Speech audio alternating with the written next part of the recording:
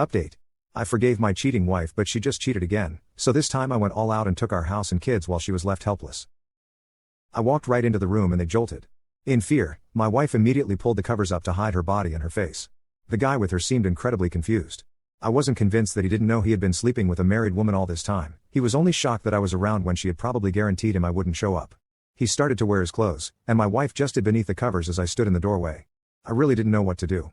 Like, what exactly is the appropriate reaction when you find your wife sleeping with another man in your matrimonial bed?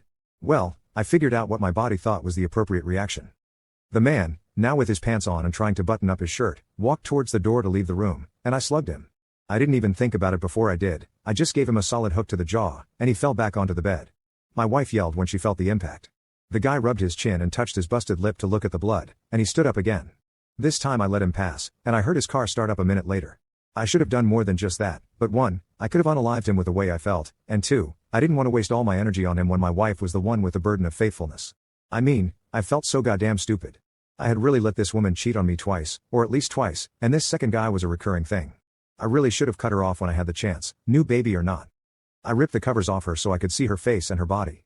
At that moment, I was disgusted by everything about her. I think that I didn't go this deep and thought the first time she cheated on me, because if I had, I know I never would have touched her again. But here, I just saw a guy with her. They were just going at it a few minutes ago. Look at me, I said to her because she was still covering her face like a schoolgirl, and it made her instantly look. Once she made eye contact with me, all I said was, "This is over. I want a divorce, and I'm going to make sure that you regret taking me for a fool." Then I walked out. I left my wife there, got into my car, and went back to work. I really don't know why I returned to work, but I think I needed something to get my mind off of things. By the time I was done at night, I just went to a hotel with a bottle and drank so I wouldn't have to think about anything. I've already reached out to a divorce lawyer. It was a no-brainer, and I've paid a retainer. I'm going to fight tooth and nail to make sure I get custody of my children, but beyond that, I want to cause her pain, and I'm trying to figure out how I honestly can't be taken for a fool like this, especially because I already made myself a fool by letting her cheating get away with things once before. I guess it's true that once a cheater, always a cheater. Anyway, I'd love to hear your thoughts and hopefully advice on the approach I can take next. Edit 1. I saw a lot of suggestions saying that I aim for the job, and that's a good suggestion, but I'm really unsure of what angle I can take to get her fired. That one might be a tough ask, but I'll think more on it. Just for context, she works in a law firm in case anyone has suggestions for me.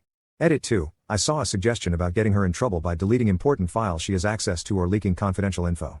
Thankfully for me, I do know a few of her passwords after so long together, so this might actually be practical. I'll see what I can do, but for now, I've got to go until the next update, I suppose.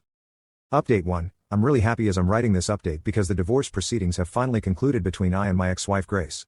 Hopefully, you all remember the story well enough. It was a pretty messy journey here, so let me tell you guys everything and how it went down. So, after I caught my wife cheating in our bed, I went to sleep in a hotel, and I was there for about 5 days because I was totally unsure about how to go about things. After that, I showed up at the house to see my kids and make up a dumb excuse as to why I might not be around every day, which broke my heart. I went to my brother's place following that, which wasn't too far.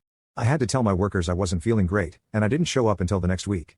However, it was during that time that I had gotten a lawyer, and he had started the necessary paperwork for me. He told me that things would probably be tough, especially since my wife worked at a law firm, but he was the best in the state according to him, so I felt confident. My wife got served at work, which made me glad because it must have caused a bit of embarrassment, but that was just the start of things. An important piece of the puzzle came together on one of the days when I came home to see the kids. Tell me why my son told me about the time when he was sick and took time off from school for 2 days, which I recall, and just randomly mentioned Mom's friend. As soon as he said that, I started recording the audio. Apparently, Mom's friend drove a big black car, and she came around on one of those days he was at home. This literally happened about a week before I caught her. Honestly, I was furious, but I had to keep my cool around the kids because this meant that Grace was fornicating even with the kids in the house, bringing random men around my children.